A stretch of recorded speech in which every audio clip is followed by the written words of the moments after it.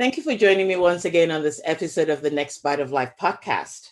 My name is Cam, as you know. My guest today is the author, Ian Pilbeam, and he's here to tell me all about his gap year with his family. So say hello to everyone, Ian. Hey, good to see you, Cam, and hi, everybody. Hope you're all well. I think everything is fine, and I'm so glad you were able to make it today. So tell me, I know that it said, I was reading up a little bit about you, and it said you're from Boston. Now, are you from Boston proper, or did you grow up and then move to England? Okay, this accent will give you a clue that I'm not from Massachusetts. So what most Americans don't realize is that there is a Boston in England, in a county called Lincolnshire, which is where the Pilgrim Fathers sailed from.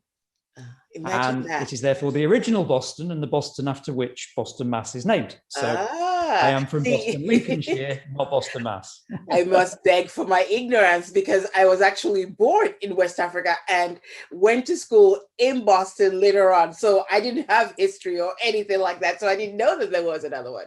But, this is actually the very first time I'm hearing about that. I didn't know that. I've heard of the places, Oxford and blah, blah, blah, where it's from there, but this is cool. So yeah. Tell me, Ian, was your love for traveling, was it born, right from the beginning, or was it something that slowly built up over time? I think the seeds were there from early days because I migrated towards languages at school and university. So academically, that's where I went. In fact, Cam, you're in Valencia, and the first flight I ever took in my life was at the age of 17 to Valencia. Oh, wow. What are the chances? So you must like my background, right? Absolutely. I know exactly where you were. That is so funny. Although, to be fair, that was at the age of 17. So I don't think so many of the modern Valencian buildings weren't around back then. Yeah. It looks rather different. Yeah. So I did a little bit of kind of student travel, but very much on the doorstep, France, Spain. And then when I met my future wife, we slowly uncovered a passion for more interesting travel. And we kind of picked away at that over the years. And then suddenly, as I'm sure we'll go on to talk about with the book, it exploded. Wow. And we went a bit crazy. So is she British as well, or is she from a...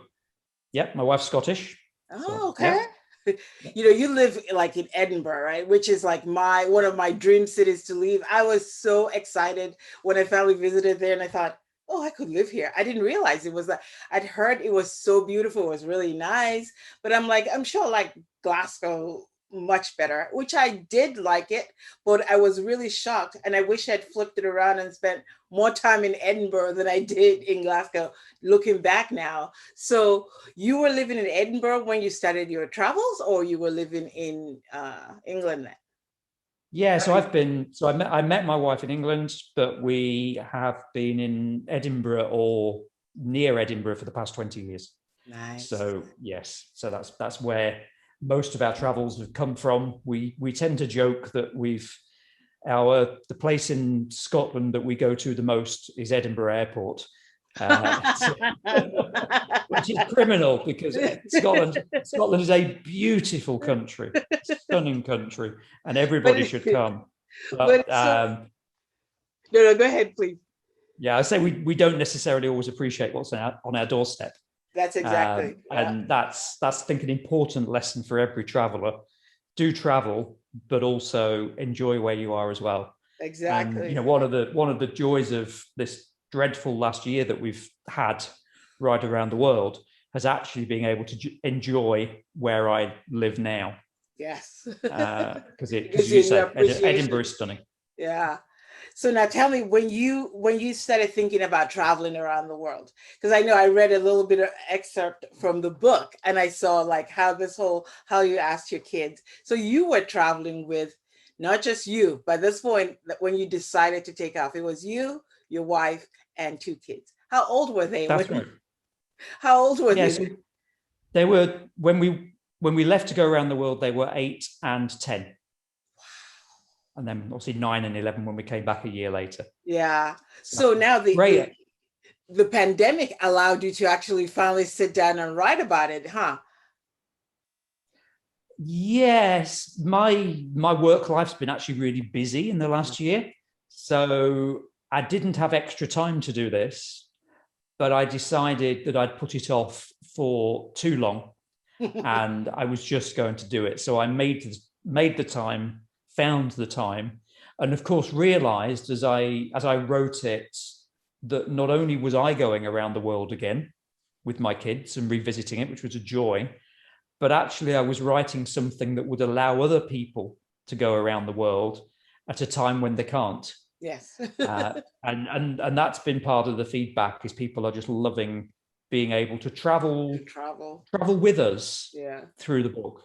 That's fantastic. At a time when they can't otherwise. Yeah. That's great. Now, walk me through this. When you started thinking about it, I know that they were young, but when she was pregnant and, before they were even born and you were doing all the traveling, did you one day envision being able to travel with your kids for that long? No. Okay, good. Who would? Yeah, no, it was not. I know families who plan to do this, and they maybe plan for 3-5 years to do it. It didn't happen like that for us. It was almost spontaneous. So, as you say, the excerpt's available on Amazon, I guess. But the story was that we were on a fairly traditional holiday. It was southern Turkey, package holiday type thing. And I said to the kids one night, where do you want to go traveling next? Where do you want to go on holiday next? And they said, can we have a think about it and come back to you? It's a bit cheeky. Yeah. Hey, the next night they came with a piece of paper, and on it was a list of about 10 countries. And each one had the name of the country and an animal next to it. So, because these are 7 and 9-year-old kids. Kids love animals, don't they? Of course. So it's Australia kangaroos, Peru llamas, Madagascar lemurs, China panda bears, African lions, that sort of thing. It was like, yeah. And it just at that moment, we just went, wow, we fancy that as well. We never did that backpacker thing when we were young, either my wife or I. I wonder if you can do it as a family. So we asked that bloke called Mr. Google, and seems to know quite a lot, and you could. And within 3 weeks of getting back from that holiday, I was negotiating my exit from a job I loved, a well-paid, permanent, secure job. Yeah. This is late 2007. When the world was safe and secure, and there wasn't a global crash on the way. Mm-hmm. And we then completed the school year. So we then almost took the best part of a year before we actually went. Okay. But the decision itself was fairly spontaneous. Wow. Were you terrified at all, especially when it got closer to the time to leave? Because now it's 2008.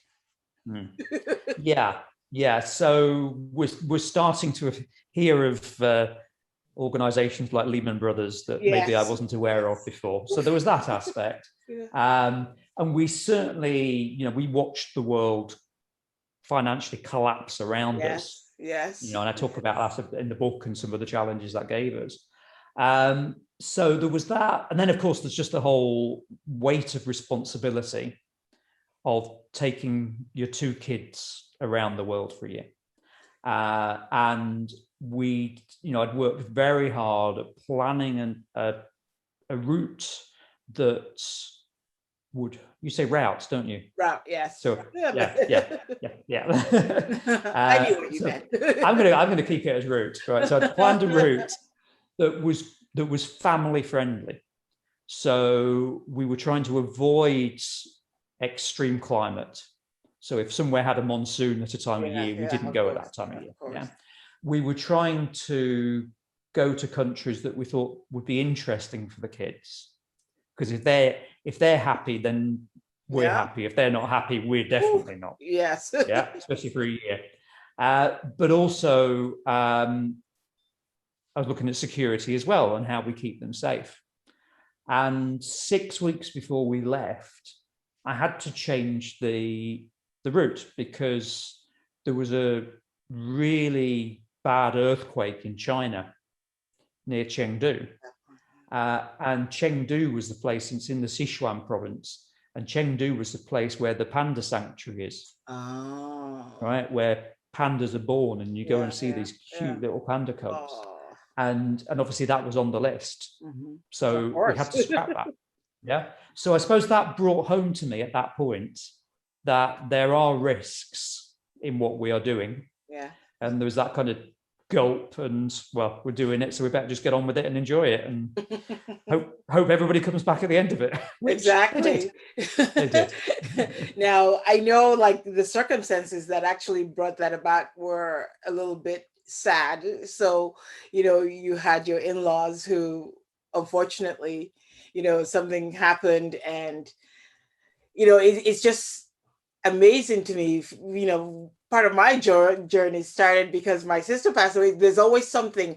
We always tend to like finally do things while it's not too late, but you do it because you're spurred on by something. And I love the fact that you actually made the decision and you did it, because a lot of people will still talk about it, and in the end, they just don't end up doing anything. So did people tell you were crazy when you started talking about doing it? Yes. So just to finish off your point, because I think it's an important point.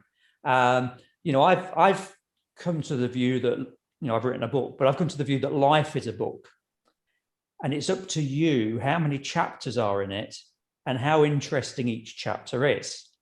And when something happens that's tragic or sad or difficult in your life, you have a choice whether to stay in that chapter or to turn it into the next chapter, to use it as a punctuation point and a point to leverage off and do something different. And that's what we did and what you've done. And I think the people who end up with the most interesting life books, they've done that. They've got that kind of mindset. So I think that's an important lesson for life. In terms of, did people think we're crazy? Yes, I think many people still do. Even if they don't tell you to your face, right? Yes. Oh, yeah. But nobody says it to your face. But it's not for everybody. Yeah. Right? Traveling with your kids is, even for 2 weeks. Most people come back from 2 weeks holiday with their kids and go, "Can we now go on holiday without them, please?" Exactly. So what we did was our life for a year. It wasn't a holiday. Yeah. Very, very different from holiday. How was it now? There were, young children. How was it homeschooling them? Was it something that was really easy? Was it something that was hard? How was it? Oh, it was easy, really easy. The world was the classroom. That chat we were just having about Boston, right? It didn't just world school them, it world schooled me as well. Because I grew up with a very Western European, Anglo-centric, post-colonial education on the world. And actually we spent 6 months of the year, we spent most of the year in the other hemisphere, but we spent 6 months of the year around the Pacific Rim. Nice. And seeing the world from an entirely different angle was so educational. Wow. So the more I learned, the more I could explain to them. And really seeing the colonial legacy still playing out, and of course it still is, but seeing it in real time, in person, was brilliant for all of us. Yes, especially. And I'm sure and changed their perspective. So they look, they were a great age, so they could read, they could write. Yeah, and they could. Yeah, they got basic. They got basic. They remember. yeah, and they could remember, absolutely. Yeah, so that's fantastic. Yeah, so their daily diaries, that was homework. Really, they were learning to write. Some of their best diary excerpts are actually in the book because they're so good. Okay, good. Because I'm like, you could turn that into another little book, Yeah. No, they wrote wonderfully well at times. Wow. My son Rory, he was responsible for adding up how much we were spending each day and then totaling it at the end of the day so I could put it into the budget spreadsheet. And some days he would say, sorry, Dad, you can't have a beer tonight because we spent today's allowance. So he was a taskmaster. Good for him. Yeah. Yep. So he learned that skill. Oh, wow. Yeah. That's great. And then we went to places that were impactful for them.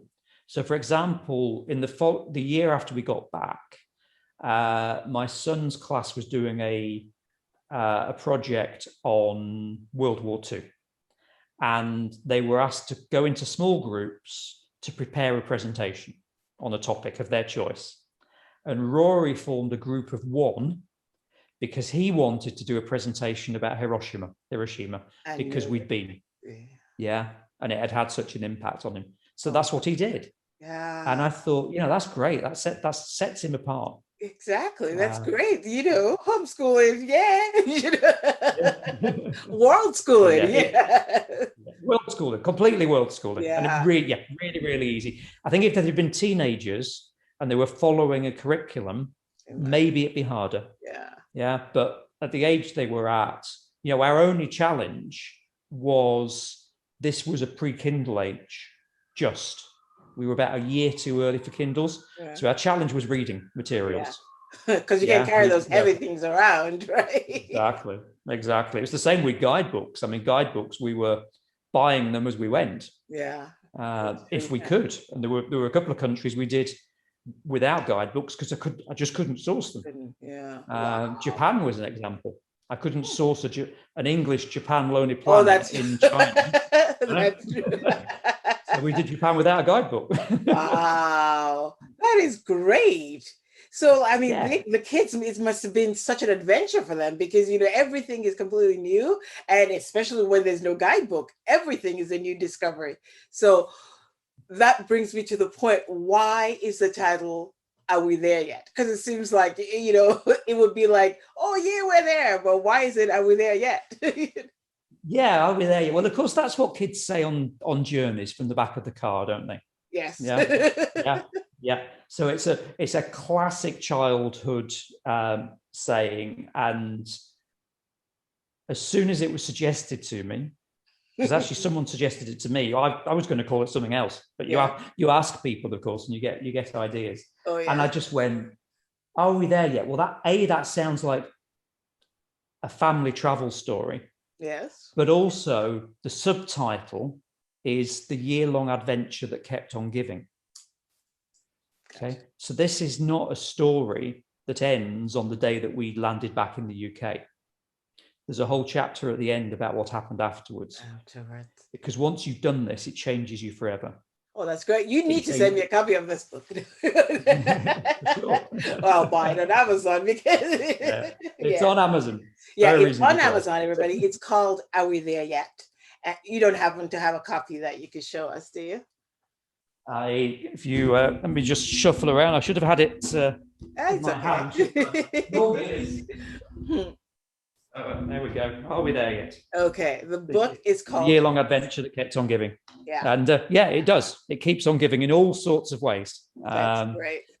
I own a business that I wouldn't have probably taken the leap to do without the change in my attitude and the courage that came from travel. My son is now married and in Mexico. Got married in Mexico a month ago. That's great. Congratulations. Yeah, thank you. Our daughter, at the age of 15, raised £2,000 to be able to do a voluntary project for a month in Ghana. Oh my God, that's great. Yeah, so these things wouldn't have happened if we did not have done the trip. I'm quite sure of it. That is so one of the reasons why I started the podcast. A lot of people were saying, yeah, the same thing, you're crazy. Why would you move from the US and blah, blah, blah. But I like showing and talking to people who actually have the courage to go out and do these things.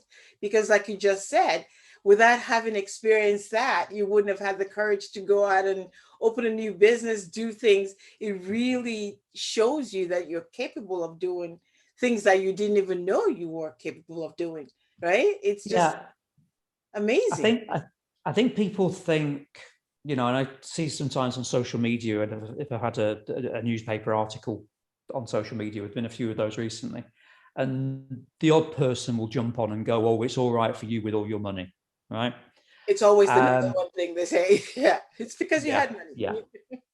Well, we're just an ordinary family, right? We're just an ordinary family, and I think we spent in that year what we would have spent at home. Okay, we rented out our house, so that was covered, and I think we spent the same. Now, we'd inherited some money, so we had it up front. But these days, there's so many jobs you can do as a digital nomad. Yeah, digital exactly. nomad didn't exist as a concept back then. No, it did not. Yeah. So it's possible for anybody, really. But we decided we wanted to make that happen. And when I said to my wife, Anne, shall we do this crazy thing? Praying she was going to say yes, but expecting her to say no. She said, sure, why not? What's the worst that can happen? What's the worst that can happen? We have to sell the house and downsize. Right?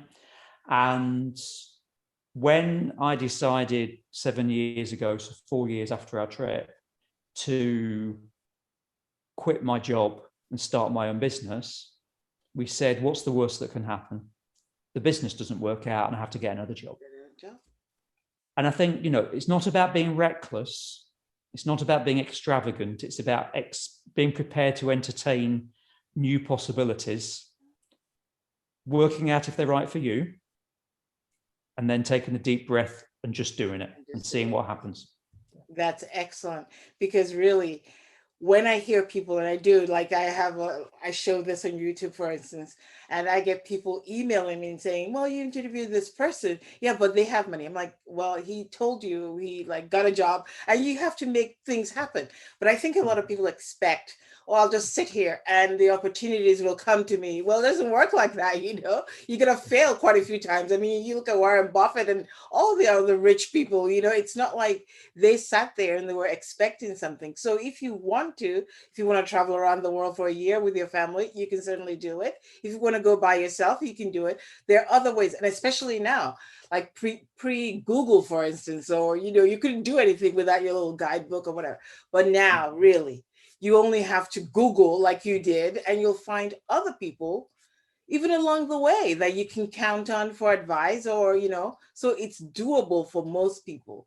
And I think like sometimes you just gotta stop the excuses and do it. And I'm so glad that you did it and did it with the kids. Now, did you pass on that love for travel to the kids, you know, apart from like, do they want to travel and do a gap year on their own, or? Oh yeah, once you get the travel bug, it doesn't leave you, I don't think. Not unless you have a really bad experience. So yeah, I mean, our initial family holidays for the few years afterwards were a bit more traditional. We didn't do anything too exciting for a while. But then when it got to the point that they were able to start traveling on their own, they did. Yeah. So Rory did a summer in South Africa. He did a summer in the Philippines and India. And then he did a summer in Mexico where he met his future wife, and Central America. Yeah. So, you know, he just, proud, doesn't it? Yeah, that's him. Runa, unfortunately, has been ill the last few years, so she has chronic fatigue, which she's now recovering from slowly. But there was a period when she was a bit better, and she went off to the Philippines. She went out and saw Rory in the Philippines, which was really sweet. Wow, that's great. And other bits of Southeast Asia as well. So, and then Anne and I have been able to travel a bit more as well. That's great. You know, so we've been to the Baltics and Cuba and Vietnam and all sorts of places. So yeah. So yeah, it doesn't leave you once you've got that taste for it. It's now in your blood firmly. Now, of all the places that you went to, which one would you say was your favorite country? Yeah, so we all had different favorites. So very quickly, Runa's favorite was Madagascar. She loved Madagascar because of the lemurs, which is why she picked it for us to go in the first place. Yeah. My wife Anne's favorite was Japan.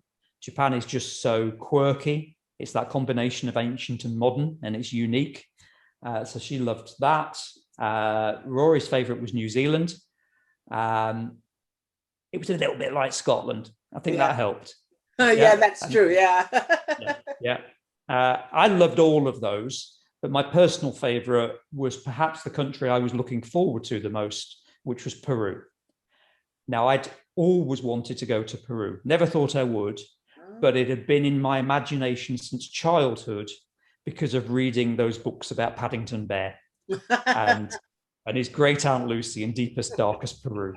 And I think that had always just been in my mind and my imagination. So, and I knew we were going to be able to go to some amazing places and have some stunning experiences. So things like Machu Picchu and Lake Titicaca, I knew they'd be available. So I knew it was going to be good, but I loved it. Absolutely loved it. So vibrant, so exotic, so historic. Wow. It had everything. So loved it. So wild. I hear really good things about Peru. I've never had the urge to go. I mean, like I would go back to places I love. Like I would go back to Japan. I would go back, but Peru. But the more I hear about it, everybody's like really good. I'm like, yeah, Machu Picchu. But it's time to give it a second think, I guess. Yeah, and it's as a backpacker or a traveler, it's although it's a big country, but it's relatively easy to get around and do the things. Yeah, that's true, right? You only have to worry about that. No checked luggage or anything. Now, after you got back home, was it really hard to adjust? Because really, a year is a long time away, especially when you've been to so many places. How was that like coming back home? It was different for all of us. So Anne fortunately got a job the week after we got back. Wow.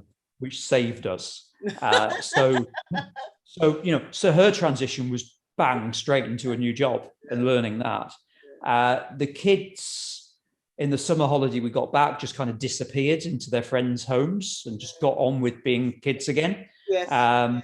And school, I think it was a bit different for both of them. Rory went into a different class group than he'd left before.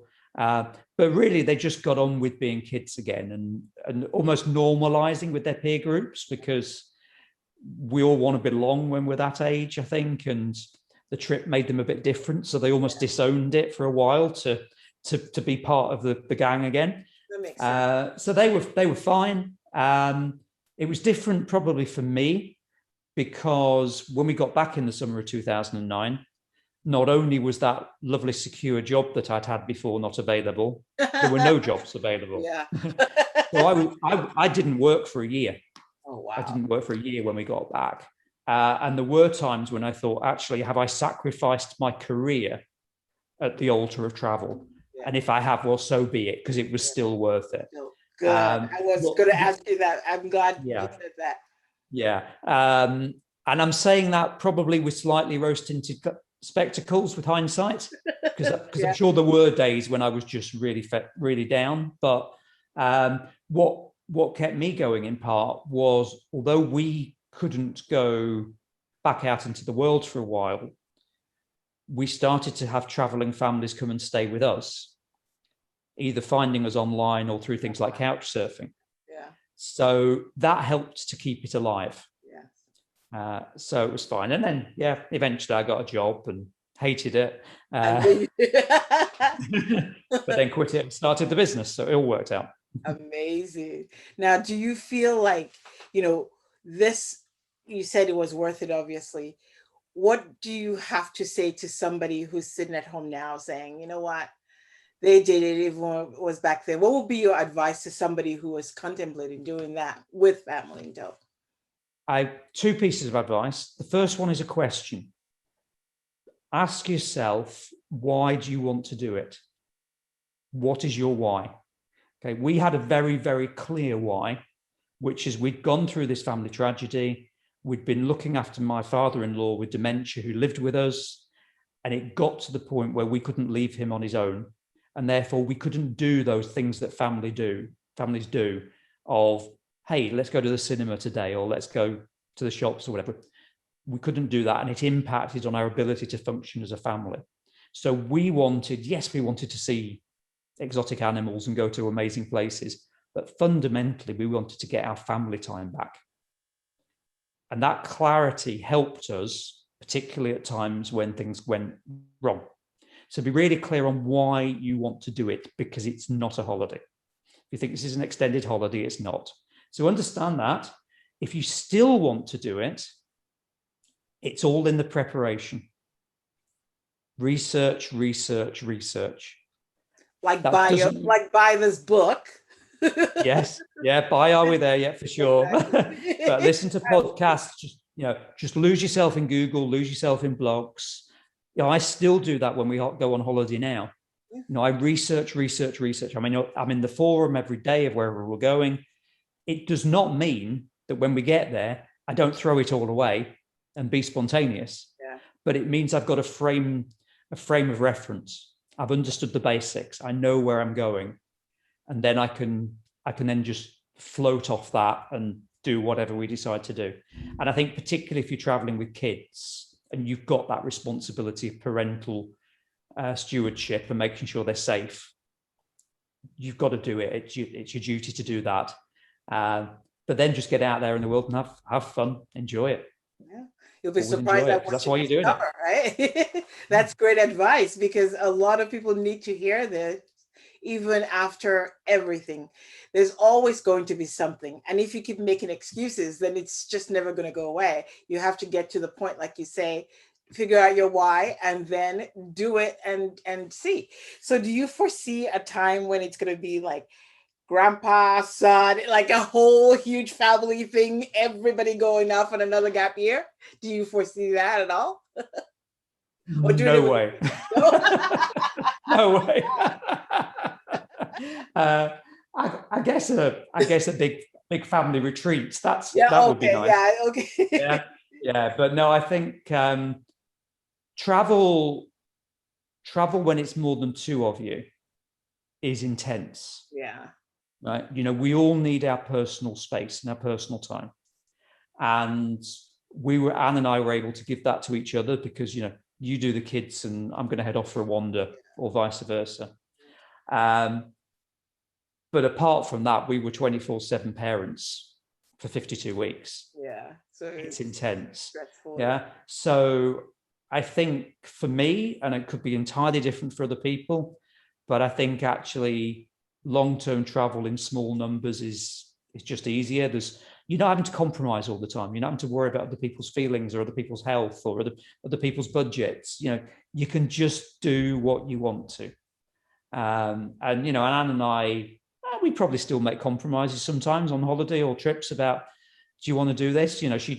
She gets motion sickness, so we maybe don't do all the boat rides that we might want to do. I probably get in the way of her doing other things that she wants to do. But by and large, we fit together and it works. Yeah, that's good. Throw in another 8 or 10 people, even if they're your bloodline. I think it'd be a bit harder. You'll come back as old as I am, right? But I reserve the right to change my mind later in life. Yeah, because you never know who's listening and watching, right? Exactly. Yeah. Now, one last question here. Did you guys, like, I assume you had some sort of budget for the whole trip. When you came back and you sussed it all out, did you see that you were within the budget you set for yourself? Did you overspend, or was it just, how was that? Yeah, so we had a budget. You're absolutely right. And that was on a spreadsheet, and it was developed once we'd got the route and we worked out how long we were going to spend in each country. It was literally just, what do we think we're going to spend per day in that country? Multiply it by the number of the days, and bang, there's your budget. Have a contingency at the bottom, and it'll all be fine. And then put your daily spends into that spreadsheet and make sure you're on track. And 2 or 3 months in, and I tell this story in the book, so I'll not spoil it. Okay, cool. For you, but basically I realized I'd made a big mistake.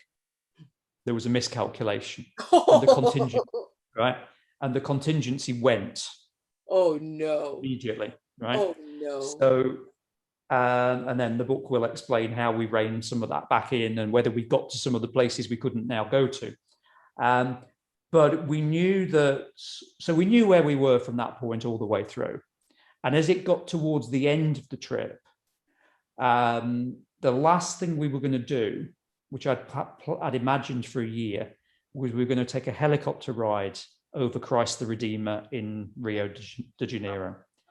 And we didn't do it because at that point, we worked out that was 11 weekly shops at the supermarket when we got home. It's right? Like, no.